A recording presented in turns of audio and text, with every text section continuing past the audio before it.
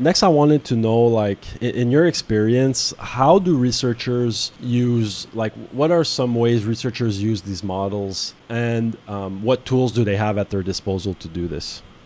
Well, ideally, they would make that decision based on whether they need to make adjustments for measurement error. I think that's really the main reason to use structural equation models is Okay. when you have measurement error Mm-hmm. in your data, so you have less than perfect reliability and you have multiple indicators at your disposal, and so you want to correct for error so that the structural relationships will be estimated with less bias. Because we know from regression analysis that one assumption of regression analysis is that the predictors are measured without error, which in psychology is never true.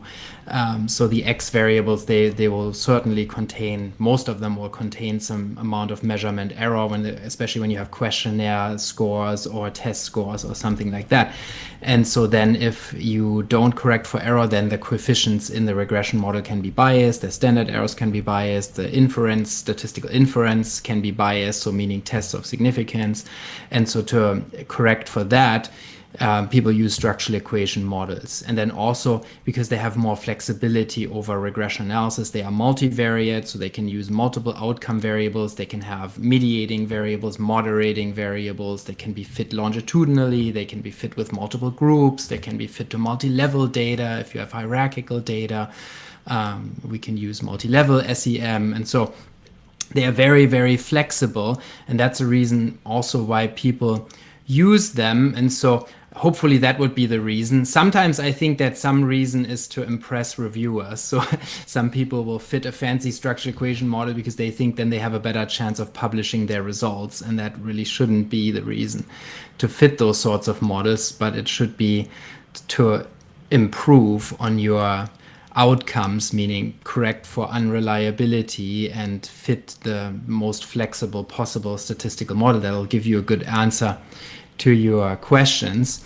And then there's a variety of commercial and free packages now available to fit these models. So, for example, there's Mplus, there's AMOS, Lisrel, EQS, those are commercial programs. And then within the R statistical environment, there is lavaan, which is very frequently used for fitting structural equation models, the lavaan package.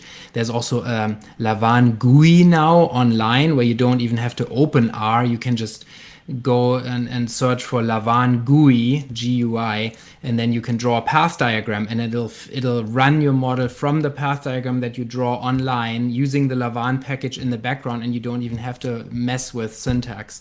So that is great. And then there's also OpenMX in R as a package for fitting these models. So it's widely available now. Also, there are even like in point and click software, like JASP has JASP has basic capabilities for fitting confirmatory factor analysis and also structural equation models using lavaan in the background. So there's a lot of tools available for fitting those.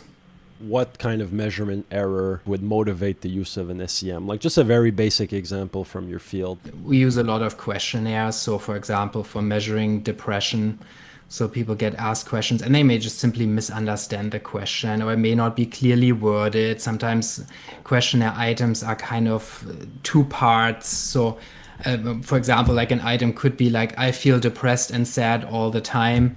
And then maybe people are unsure. Well, yeah, I kind of feel sad, but I don't know, is that depressed? So they're like unsure. Does both of them apply to them? And so also they may just, I don't know, just like when the data is being entered into a database and numerically coded, people might make errors entering the data. And so there's typically random noise associated with questionnaire items and also test items. So when you have an intelligence test and a capable student may randomly make an error with a number series problem, even though they're capable enough to solve that item, but they just may randomly make a mistake. And so we have a lot of that. It's unlike physiological measures, like when you measure temperature, it tends to be more precise than measurement in the social sciences, where people have to read questions and answer to questions. And